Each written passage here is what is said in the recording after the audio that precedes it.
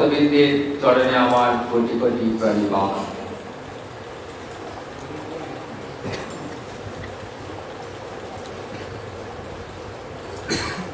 শুভ রথযাত্রা, পূর্ণ রথযাত্রা।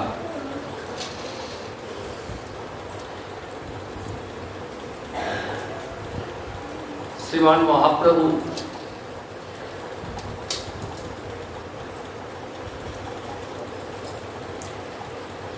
পুরী ধামে অবস্থানকালীন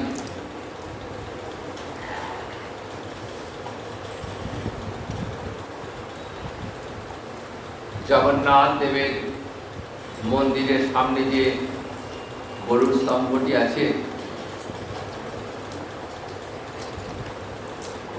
সেই গরুর স্তম্ভের সামনে দাঁড়িয়ে জগন্নাথ দেবকে দর্শন করি।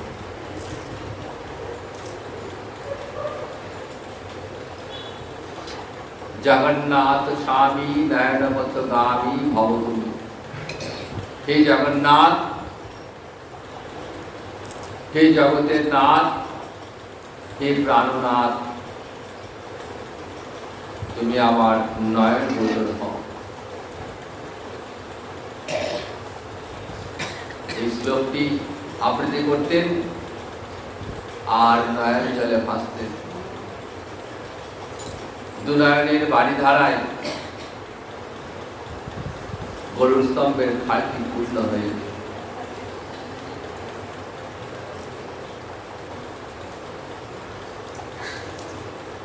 আসলে গৌরী তো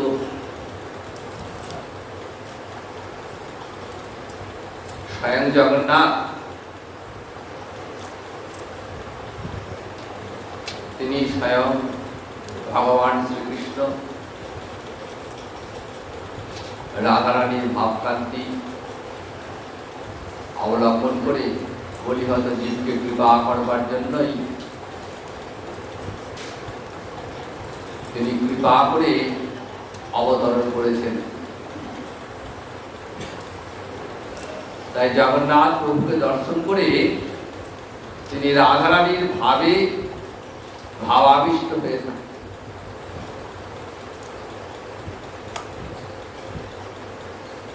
রথযাত্রার দিন যেদিন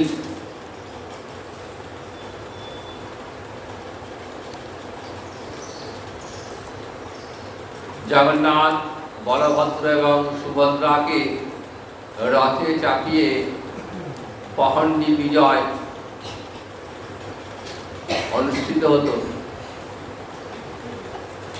তখন প্রভু রথের আগে আগে নৃত্য করতে করতে যেতেন।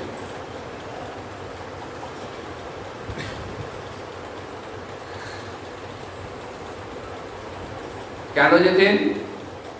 প্রভুর অন্তরে এইটা ভেবে আনন্দ যে আজ আমার প্রভু দ্বারকা থেকে বৃন্দাবনে আসছেন। পুরীধামে জগন্নাথ মন্দিরটিকে প্রভু দ্বারকার মন্দির বলে ভাবতেন। আর সেই দ্বারকার মন্দির থেকে আজ আমার প্রভু বৃন্দাবনে আসছেন, এই ভাবনায় ভাবিত হয়ে তিনি নিজ হস্তে গুন্ডিচা মন্দিরটি মার্জনা করতেন।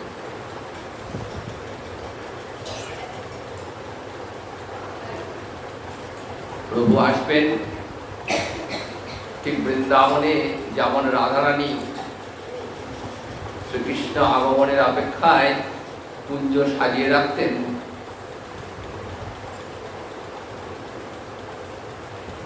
ঠিক মহাপ্রভু সেরকম গুন্ডিচা মন্দিরটিকে মার্জনা করতেন রাধারানীর ভাবে ভাবিত হয়ে যে আজ আমার প্রিয় প্রাণনাথ আজ কুঞ্জে আসছেন। এই গুন্ডিচা মার্জনটি তিনি জীবকে শিক্ষার জন্য তিনি করতেন। এই গুন্ডিচা মার্জনের মধ্য দিয়ে জগৎ জীবকে তিনি শিক্ষা দিলেন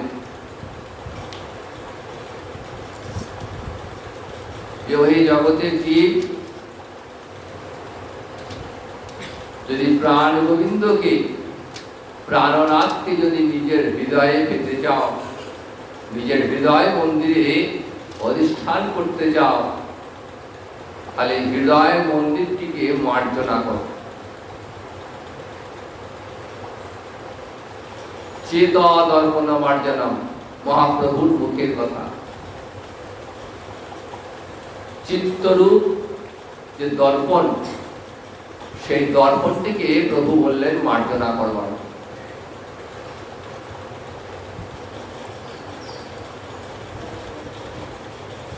আমাদের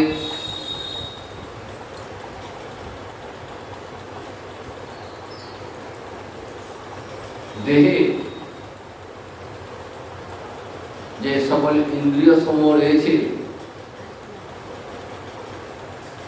তার মধ্যে সর্বশ্রেষ্ঠ ইন্দ্রিয় হল মন।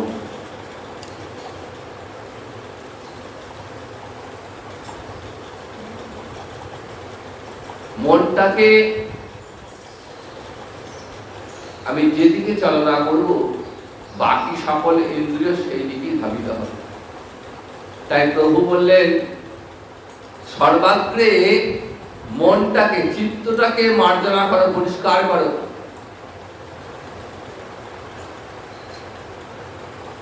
তাই উদাহরণ দিলেন যে চেত দর্পণ মার্জনম, এই চিত্তটাকে বললেন দর্পণের ন্যায়। দর্পণ মানে আয়না।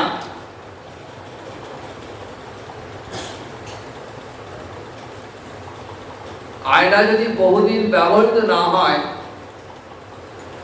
ঢাকা দেওয়া থাকে, তাহলে সেই আয়নার সামনে দাঁড়িয়ে নিজের প্রতিবিম্ব কিন্তু দেখা যায় না, অস্পষ্ট প্রতিবিম্ব ফুটে। কেন না আয়নাতে ময়লা জমে, আর সেই ময়লাতে নিজের মুখটা ভালো করে দেখা যায়। তাহলে কি করতে হয়? মুখটা দেখতে গেলে আয়নাটাকে পরিষ্কার করতে হবে।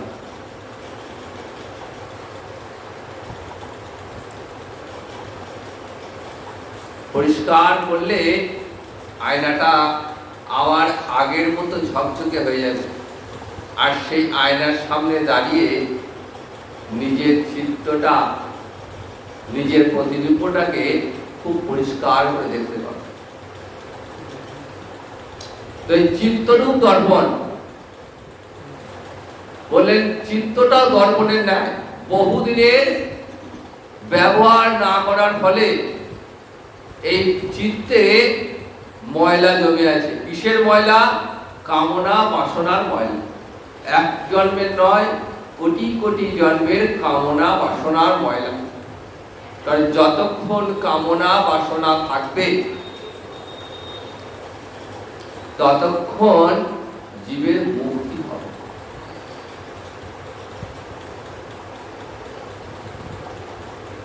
জন্ম জন্মান্তর ধরে ওই কামনা বাসনার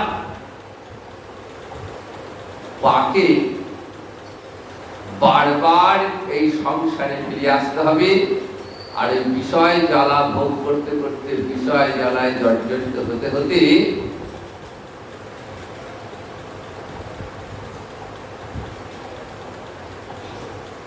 শুধু এই সংসার গর্তে, সংসার মোহ গর্তে শুধু বাকি খেতে হবে। তাহলে মনটা বিষয়ের দিকে রয়েছে, মনের মধ্যে শুধু বিষয় ভরা রয়েছে। তাহলে হৃদয়ে কৃষ্ণ চিন্তা আনতে গেলে, কৃষ্ণ স্মৃতি জাগ্রত করতে গেলে আগে হৃদয়টাকে পরিষ্কার করতে হবে, বিষয়টাকে দূরে সরাতে হবে। তাহলে কি দিয়ে পরিষ্কার করব?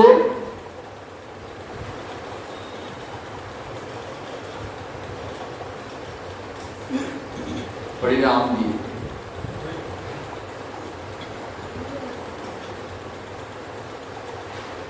তাই মহাপ্রভু চিত্ত মার্জনা করবার জন্য আমাদেরকে দিলেন হরিনাম। হরে কৃষ্ণ কৃষ্ণ কৃষ্ণ হরে হরে, হরে রাম রাম রাম হরে হরে। বললেন যতবার এই হৃদয়ে হরিনাম উচ্চারিত হবে ততবার হৃদয়টা পরিষ্কার হবে।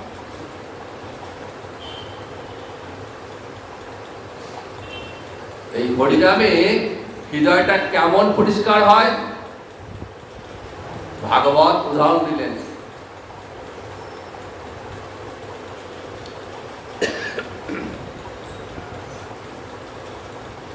বললেন হরিনামে হৃদয়টা শরৎকালের জলের ন্যায় স্বচ্ছ পরিষ্কার হয়ে যায়। পরিষ্কার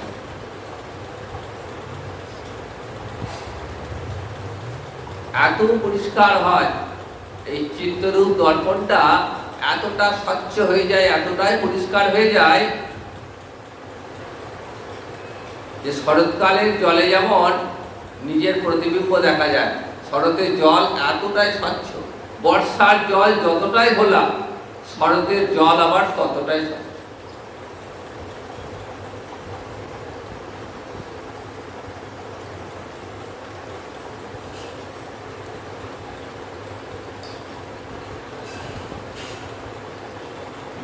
ধ্যান, যোগ, তপস্যা এই সমস্ত সাধনাগুলিকে বলা হয় বর্ষাকালের ঘোলা জলের ন্যায়। এগুলো এই সমস্ত সাধন করলে চিত্তের মালিন্য দূর হয় না তা না, কিন্তু পুরোপুরি মালিন্য যায় না। কোথাও না কোথাও একটু মালিন্য থেকেই যায়। সামান্য ঝাঁকুনি পেলেই আবার সেই কামনা বাসনাগুলো জেগে ওঠে। বর্ষার খোলা জলের সঙ্গে তুলনা করা হয়েছে। বর্ষাকালে কলসি করে জল নিয়ে এসে দেখবেন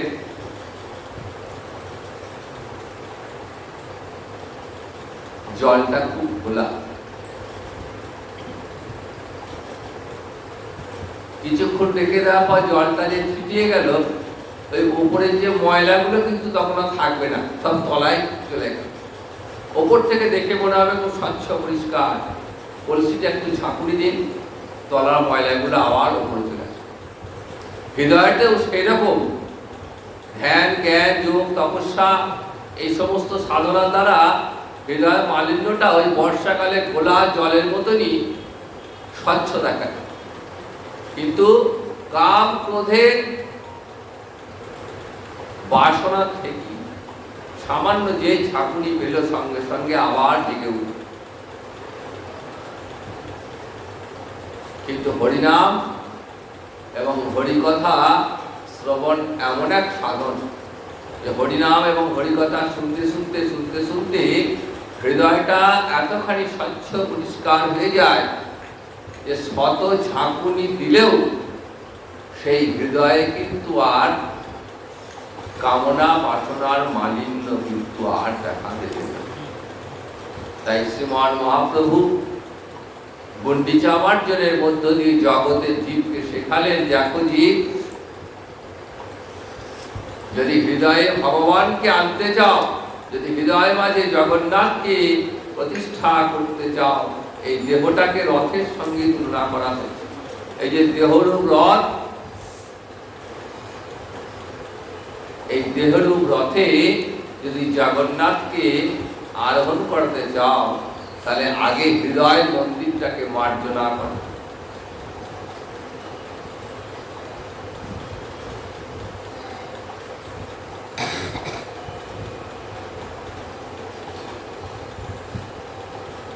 তাই রথযাত্রার আগের দিন গুন্ডিচা মার্জন লীলা মধ্য দিয়ে মহাপ্রভু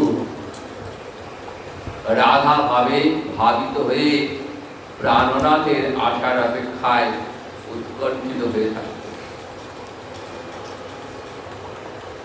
রথযাত্রার দিন খুব সকাল সকাল ভক্তবৃন্দকে সঙ্গে নিয়ে স্নান টান সেরে একদম মূল মন্দিরের সামনে চলে আসে। পহণ্ডি বিজয় দেখবার জন্য। উড়িয়া ভাষায় পহণ্ডি বিজয় মানে জগন্নাথদেরকে যে রথে চড়ানো হচ্ছে, ওই রথে চড়ানো উৎসবটাকে বলা হতো পহণ্ডি বিজয় উৎসব।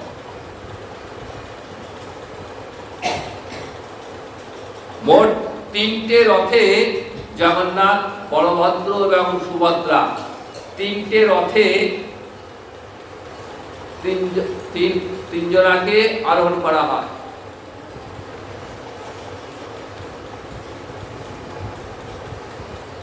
প্রথম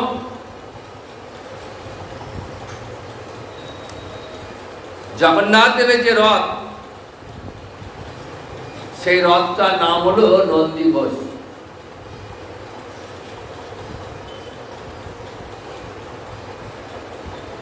আমরা সবাই রথযাত্রা উৎসব পালন করি, রথ দেখতে যাই, রথের মেলা দেখি, কিন্তু রথের তাৎপর্যতা আমরা অনেকেই জানি না।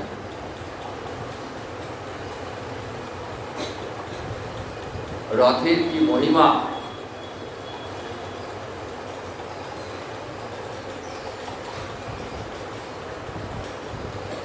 তো জগন্নাথ প্রভু যে রথে আরোহণ করেন সেই রথের নাম হলো নন্দীঘোষ। আর এই রথটি যিনি টেনে নিয়ে যান সারথি, সেই সারথির নাম হলো মাতলি।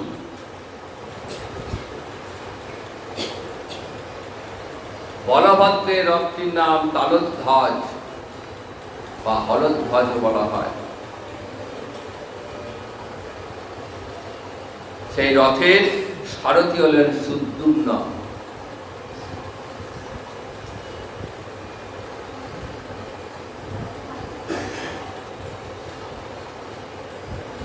আর সুভদ্রা মাতার যে রথ, সেই রথটির নাম দর্পদলন বা দেবী রথ। এই রথটিকে রক্ষা করেন বল দুর্গা।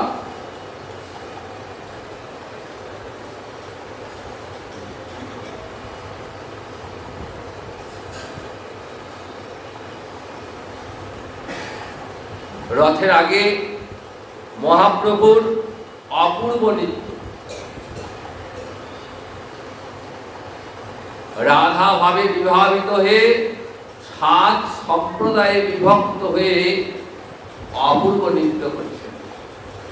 আর সেই নৃত্য দেখবার জন্য ভারতবর্ষের অগণিত ভক্ত রথযাত্রার পূর্বে এসে রাস্তার দুপাশে অপেক্ষা করছেন।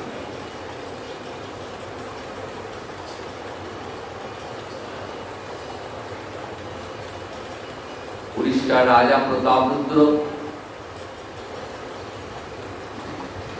তিনি স্বয়ং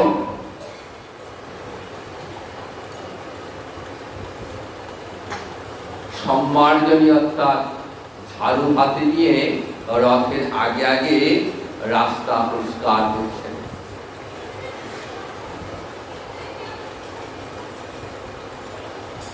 রাজা হয়ে এমন তুচ্ছ সেবাহীন সেবা দেখে মহাপ্রভুর অন্তরটি বিগলিত হয়ে গেল।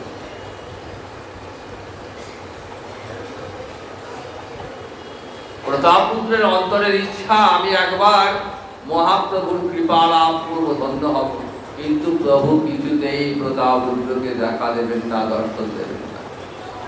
দেবেন তো নিশ্চয়ই, কারণ প্রতাপরুদ্র তো আর কেউ নন, তিনি পূর্বজন্মে পূর্বকল্পে রাজা ইন্দ্রদুম্ন। মহাপ্রভু একান্ত আপন, কিন্তু জগৎ জীবকে শিক্ষা দানের জন্য তিনি প্রতাপরুদ্রের প্রতি বাইরে কপট আচরণটি করছেন। কেন করছেন? যেহেতু প্রতাপরুদ্রের নামের আগে রাজা, রাজা প্রতাপরুদ্র, তাই তিনি তো সন্ন্যাস ধর্ম গ্রহণ করেছেন, লীলায় তিনি সন্ন্যাসী। তাই সন্ন্যাসী হয়ে রাজদর্শন এবং স্ত্রী দর্শন এই দুটোই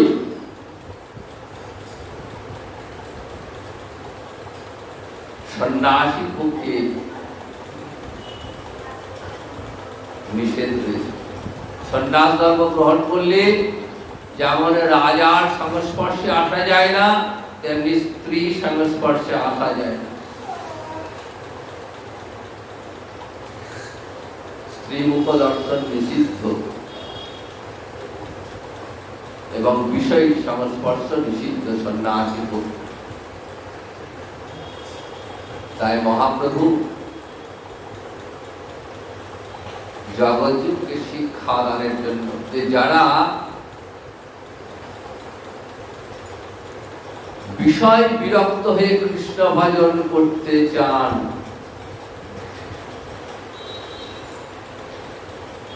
তাদের পক্ষে বিষয় সংস্পর্শ একদম নিষিদ্ধ।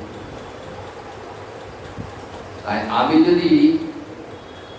আমি নিজেই শেখাচ্ছি জগৎকে, আর আমি যদি আজ সেই আচরণটা না পালন করি, তাহলে কেমন করে জগতের জীব পালন করবে? আপনি আচরি ধর্ম অপরে শেখাও, আগে নিজে আচরণ করো। তাই প্রভু কখনোই প্রতাপরুদ্রকে সরাসরি কৃপা করেননি।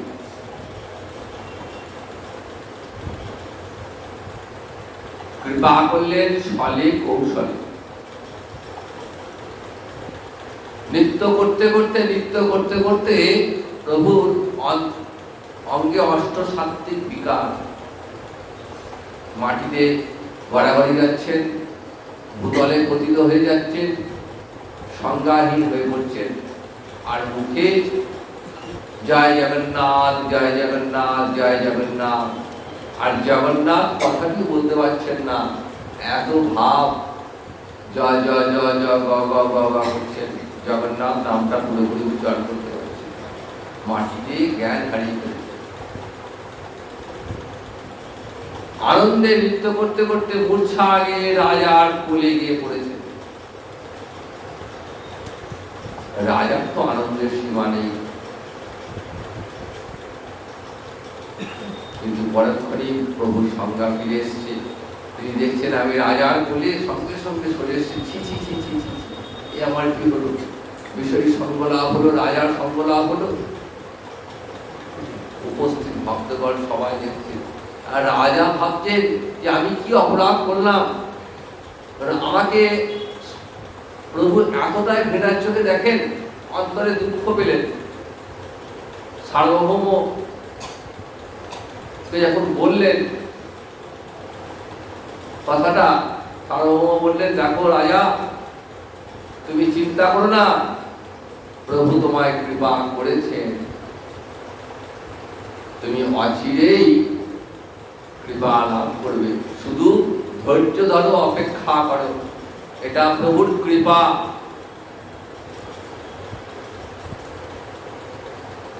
রথ একটা সময় বলগণ্ডী নামক স্থানে এসে থামে।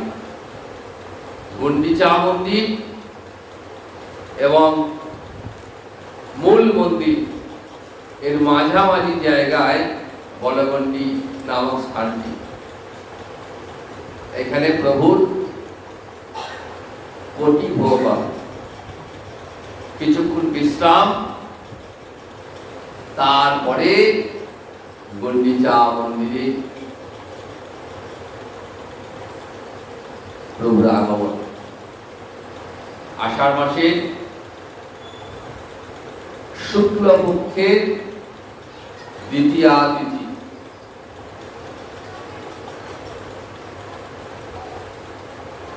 ওই দিন সারা রাত রথে থাকবেন, তার পরের দিন প্রভু মন্দিরে অধিষ্ঠান করবেন। এরপর পঞ্চমী, এই পঞ্চমী তিথিটা কে বলা হয় ঘোড়া পঞ্চমী বা হেরা পঞ্চমী তিথি। এই তিথির বিশেষ তাৎপর্য রয়েছে যে মা লক্ষ্মী জগন্নাথ দেবকে খুঁজতে বেরোন। হেরা অর্থে খুঁজে বেড়ানো, আবার ঘোড়া অর্থে গমন করা, দুটোই হয়। তো যাই হোক, তিনি খুঁজতে বেড়ান বা বেরিয়ে আসেন, আমার প্রভু কোথায় গেলেন। খুঁজতে খুঁজতে গুন্ডিচার মন্দিরে চলে এসে তখন জগন্নাথের সেবক দৈতাগণ লক্ষ্মী দেবীকে বাধা দেন ঢুকতে। লক্ষ্মী দেবীর আগে রথের কাঠ ভেঙে দিয়ে তিনি ফিরে আসেন।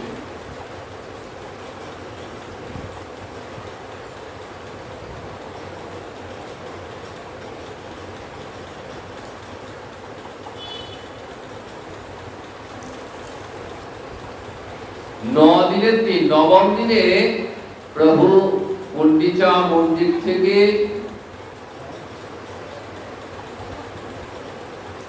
মূল মন্দিরে প্রত্যাবর্তন করবেন।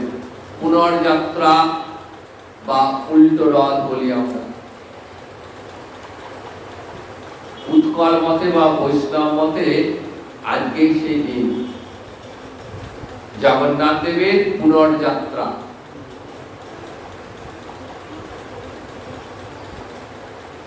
অর্থাৎ গৌরহরির ভাবনায়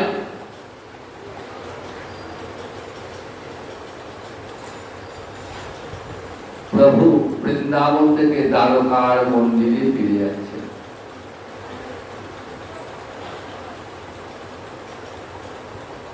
তাই গৌড়ীয় বৈষ্ণব যারা গৌরগত প্রাণ, যারা রাধারানীর চরণাশ্রিত, সেই গৌড়ীয় বৈষ্ণবগণের পক্ষে এই পুনর্যাত্রা দর্শন করা ঠিক নয়। কারণ রাধারানী অন্তরের ব্যথা যে আজ আমার প্রভু আবার দ্বারকায় ফিরে চললেন।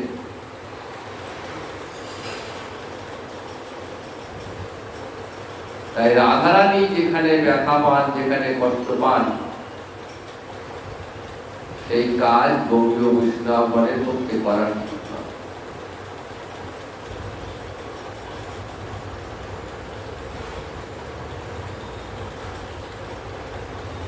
তো যাই হোক,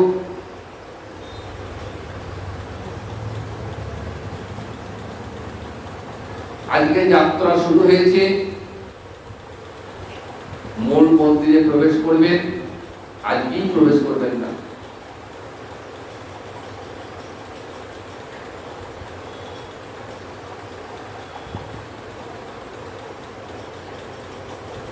প্রবেশের আগে তিনি রথে থাকবেন। প্রভুর অধরপানা ভোগ হবে।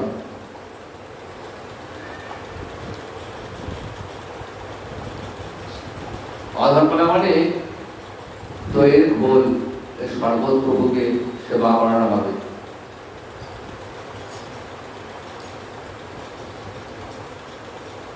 একাদশীর দিন প্রভু মন্দিরে প্রবেশ করবেন।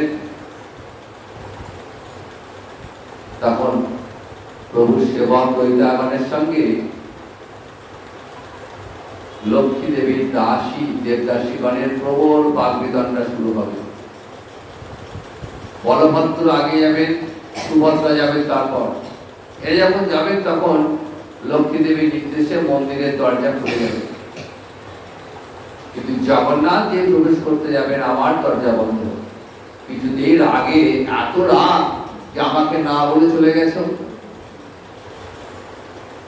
রাগে ক্রোধে কিছুতেই মন্দিরে প্রবেশ করতে যেতে চান। তুমুল বাগবিতণ্ডা দৈতাগণের সঙ্গে, সেবকগণের সঙ্গে লক্ষ্মী দেবীর যারা সেবিকা, সেই দেবদাসীগণের প্রচন্ড ঝগড়া শেষে একটা মিটমাট করে লক্ষ্মী দেবীর মান ভঞ্জন করানো হয়। দ্বাদশীর দিনে কি দিয়ে গরুর দেশ থেকে রসগোল্লা যায়, রাজভোগ। লক্ষ্মী দেবী ওই একদিনই রাজভোগ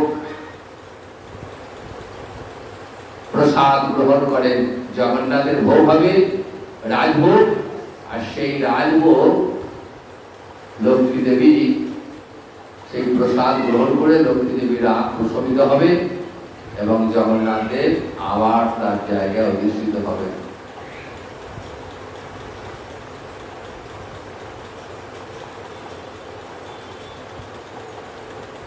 তাই লক্ষ্মী দেবীর অনুমতি ব্যতীত জগন্নাথ দেব কিন্তু মন্দিরে প্রবেশ করতে পারবে না।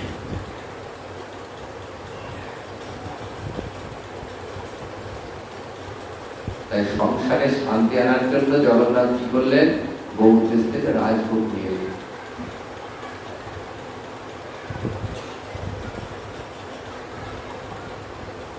অর্থাৎ এই গৌড় দেশ মানে এই বাংলাদেশ থেকে, এখান থেকে রসগোল্লা যেত, রাজভোগ। দ্বাদশীর দিনে প্রত্যেকে কিন্তু মা লক্ষ্মী সন্তুষ্টির জন্য সবাই মা লক্ষ্মীকে রাজভোগ খাওয়াবে। অবশ্যই আগে জগন্নাথের গৌরীকে সেবা দিয়ে মা লক্ষ্মীকে রাজভোগ সেবা করাবে।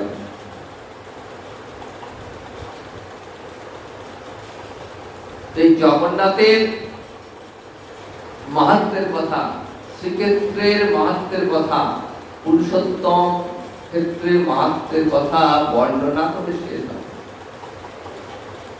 জগন্নাথ দেবের মহাপ্রসাদের এমনই মহিমা, এই মহাপ্রসাদ সম্পর্কে বলা আছে, যদি পুরীধামে যদি কেউ কুকুরের মুখ থেকেও যদি প্রসাদ গ্রহণ করে না, তাহলেও তার মুক্তি হয়ে যায়। সেখানে প্রসাদের উচ্চ নিচ ভেদাভেদ নেই। এবং জগন্নাথ দেব রথযাত্রায় রথে চড়ে আরোহণ করেন কেন? না সমস্ত ভক্তকে তিনি দর্শন দেন। মূল মন্দিরে প্রবেশের অধিকার সকলের নেই, সেখানে জাতিভেদ ধর্মভেদ অনেক কিছু আছে, কিন্তু রাস্তায় যখন প্রভু বেরিয়ে পড়লেন তখন তিনি সবার জাতি ধর্ম বর্ণ নির্বিশেষে সবাই প্রভুকে স্পর্শ করতে পারবেন, প্রভুকে দর্শন করতে পারবেন।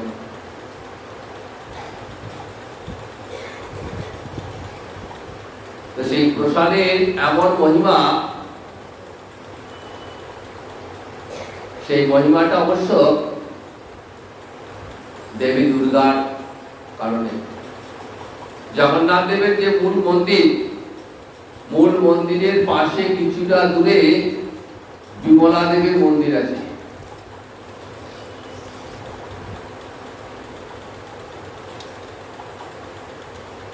জগন্নাথ দেবের যে ভোগ সেটিকে বলা হয় মহাপ্রসাদ।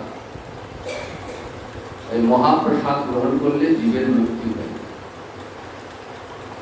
অবশ্যই আগে বিমলা দেবীর ভোগ হবে, তারপর জগন্নাথের ভোগের পর বিমলা দেবীর ভোগ হবে, তবে সেটি মহাপ্রসাদ হবে। কেন এরকম?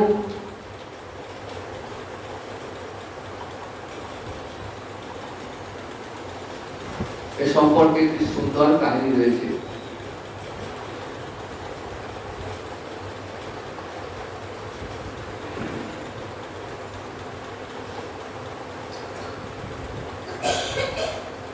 একবার বৈকুণ্ঠে নারদ মুনি গেছেন, দেবর্ষি নারদ।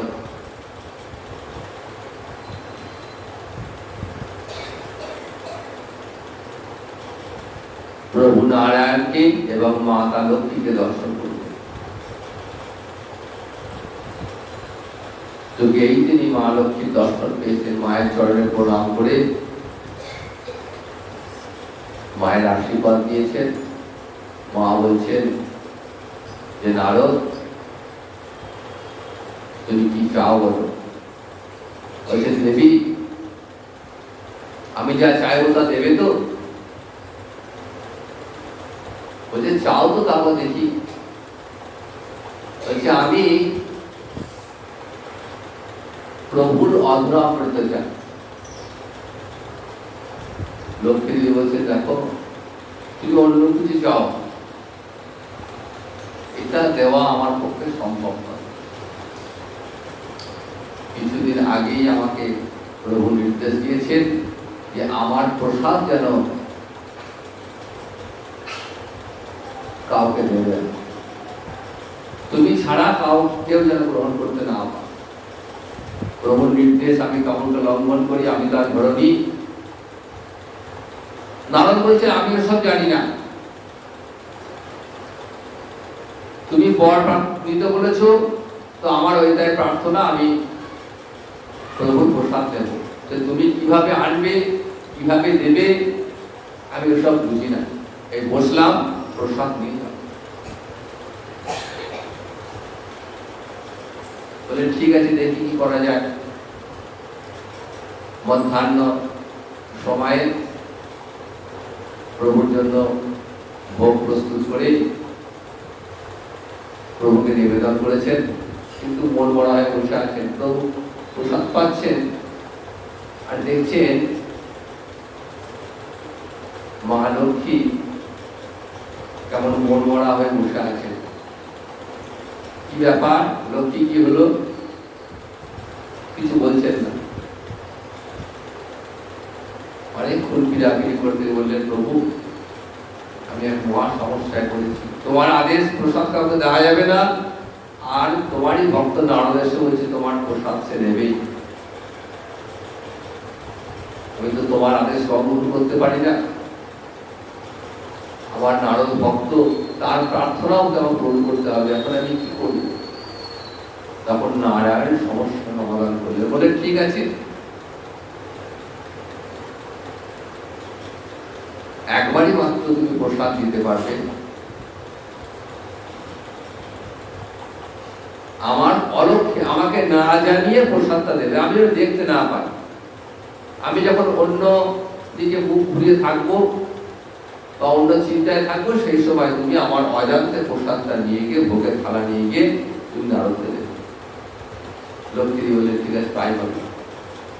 প্রসাদ পেতে পেতে প্রভু কোন এক সময় অন্নমনস্ক হয়ে পড়েছেন, আর ঠিক প্রভুর অলক্ষ্যে প্রসাদটা নিয়ে গিয়ে নারদকে দিয়েছে।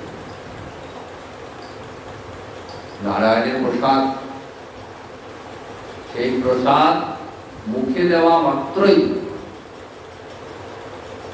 দেবশ্রী নারদের পূর্ণ ভাব, প্রেমাবেশে নৃত্য করতে শুরু করেছেন। নৃত্য করতে করতে ত্রিভুবন ঘুরছেন, এত আনন্দ প্রসাদের প্রেমানন্দে মত্ত হয়ে ত্রিভুবন ঘুরছেন। ঘুরতে ঘুরতে কৈলাসে চলে এসেছেন। পিতাহের জ্ঞান শূন্য, বাহ্য জ্ঞান নেই, এমন প্রসাদের মহিমা। কৈলাসে এসেছেন।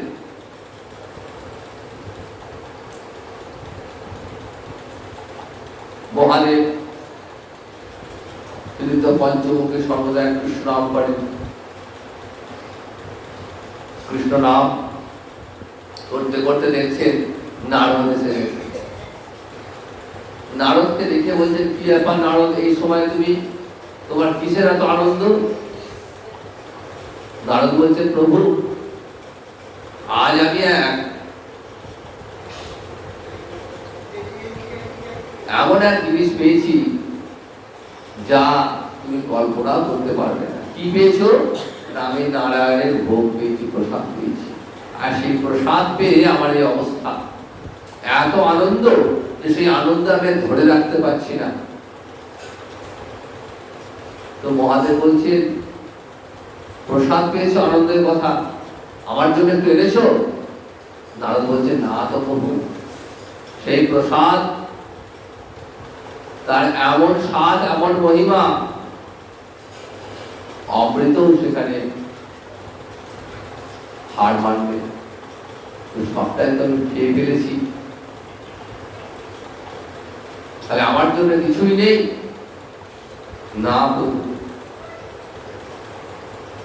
এমন সময় মহাদেব দেখছেন নারদের আঙুলে একটুখানি প্রসাদের কণা লেগে আছে। ওই তো নারদ, ওই দেখো তোমার আঙুলে প্রসাদ আছে, একটু আছে মনে হচ্ছে, দাও দাও দাও।